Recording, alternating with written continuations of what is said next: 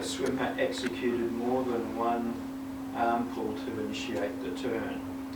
So the infraction could be written in two ways: executed more than one continuous single or double arm pull to initiate the turn at the 25-metre turn of the breaststroke section, or executed more than one continuous single or double arm pull to initiate the turn at the 75-metre turn of the race.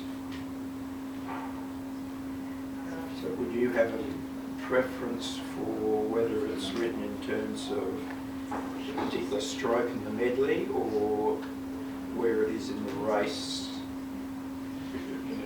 Yeah. So 75. Well, I'm going to leave this to the Budapest man. It's naturally where it happens in the race. It's got to be. So it's got to be listed as either a single or a double arm. Yep. You don't write both. Yep. But it should be executed more than one at whatever point. Right. As far as that's how I would have accepted it. But wouldn't it be the 25 metres? At that point. Yes. So it's whether it was at the 25-metre turn in the breaststroke section. Well, it's backstroke we're talking about, so we're doing a single or a double full arm. Yeah, sorry. Backstroke, yeah. Yeah, it's a backstroke section. Yeah, that's how I would write it. That's how I'd be happy to accept it. Unless you're doing a 75. Sorry? Unless it's 400. Yeah. And in short course, it's confusing trying to work out where it happens sometimes too. Yeah, that's right. Would you still accept it if it was at the 75-metre turn rather than the 25-metre point of the breaststroke? No, because it's, sorry, if it's, So if it's at... if it's to do with backstroke, it's got to be in the backstroke part of that race, wherever the distance of that race was. Okay. Because then you're basically giving you false information and you have to reinstate the swim. Yeah. You just get to rewrite it. Yeah, So if you put it through, yeah. I would argue that you don't even need to put it's 25 and 75. If it's just a short course loop and there's only one turn for backstroke, you just go, why can't you just say, you're not going to execute the turn? It's given that extra bit of information. It's given that extra bit of information, that extra bit of credibility for when the coach comes down and when it goes to process. Yeah, 100%. 100%. Well, yeah. Okay, I've had it worded both ways. So Yeah. Both are not are correct, in my opinion. Yeah. Putting in the 25 metre.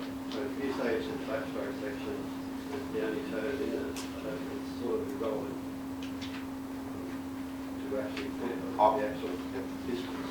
I would prefer, my preference, and if I had a reporting official, I'd want it exactly where it happened in the race. What we've not done, Not the first time you've been I on.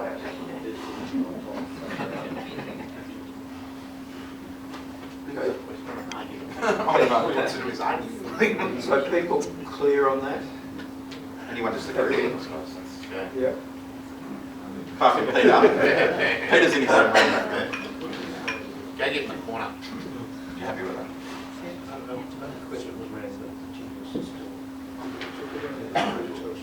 Yes. Well, another question is regarding continuous. When does that stop? When is the turn no longer a continuous turn? So you disqualify someone for not executing a continuous turn. Yeah.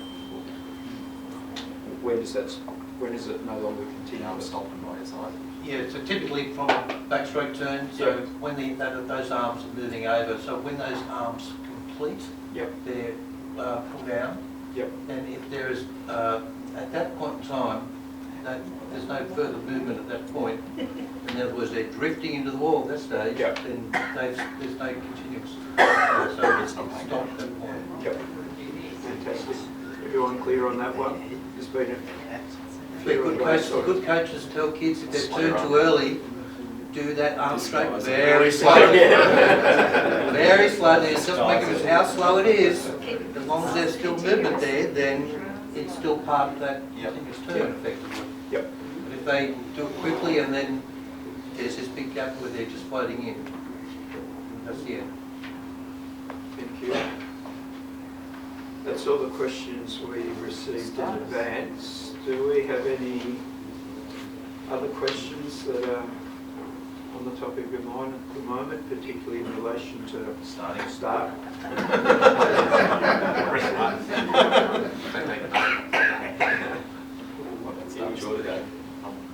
Sorry? In which order?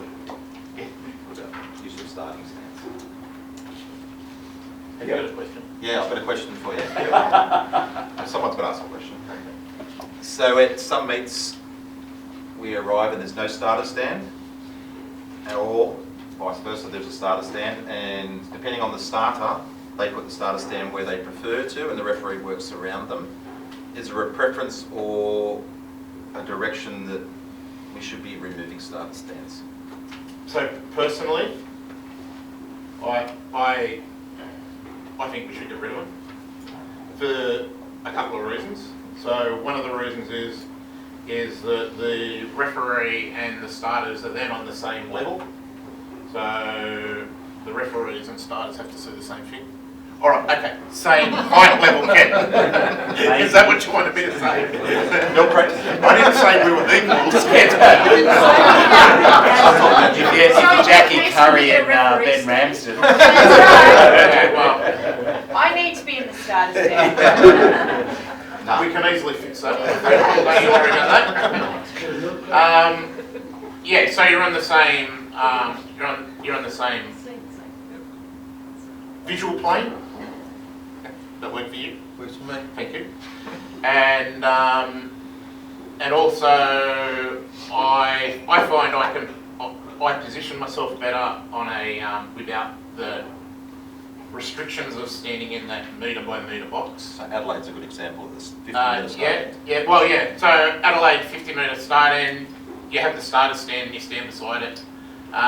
This year at State Open, I think it was, there was a lot of conjecture between the starters on the Friday about standing in the box because it was right up against the grandstand, and my reply was, why didn't you stand beside it? Because the starter stand's there doesn't mean you've got to stand in the starter stand. You've got to have the best view. Neil, chime in. Whatever you want to, like, don't let me do all the chat. job. So I've started a few meets where you haven't had starter stands, and personally I like it.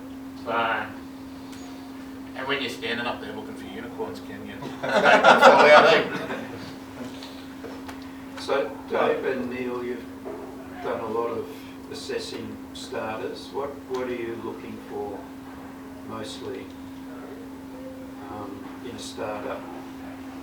Is that to Good looking. Tick for Dave. Tick up. Oh, there's a whole range of things that, basically, That's not I would say the same thing over and over. You come back to the criteria. That's what Ken would maybe agree when he's doing referees. He did starters and trials as well, which was very difficult. But you come back to the criteria. If that criteria is there, that's what you're looking for. Okay? It does sort of say, they have a calm demeanour or along those lines, etc. That, they're in control, they look like they're in control. Even if you don't feel as though you're in control, you look like you're in control. You have that confidence about you, even if you don't think you're confident, you have that confidence about you. How you say your command will, yes, I can pick up as an assessor, but the people who can pick up if you aren't confident in your command are those 8 or 10 swimmers who are standing up there waiting for your command. They're the ones who can tell whether you are not confident or not. You can hear it in the their voice. Yeah. You can hear it in the voice. And it was like a referee's the same. You've got to be outwardly confident. It doesn't matter what it's like inside. Fake it. And the command is that one And level, Ken was really take good at your that. marks. Once upon a time, someone said to me once, Ken could stand on the pool deck, the pool could cave in and Ken would still be going. Okay? But inside it'd be in turmoil. It's true, I mean, and you do, but when I'm looking at referees these days, the things that I look for is, I'm looking for that really, really strong repeatable process that when you manage a race. So exactly, it's repeatable in the sense of how you're taking notice of whether it's your tech starters, your starter, making sure that you've got a consistent handover, making sure that you've got eyes for the water the whole time, and your officials, and being able to look at the protocols of swimming, how people move off deck, say at the end of as the ITs move off deck, being able to pick up those cues to be able to manage that race, watch them come back in, check all your officials, but do that absolutely consistently. And if you've got that down pat, like the guys are talking about here, you can be a nervous ass, and I was nervous very regularly going out there early, but I found that if you had that really strong repeatable process about how you did stuff, I could fall back onto that until I eventually relaxed, and then it became more routine for me at that point in time. So watching a good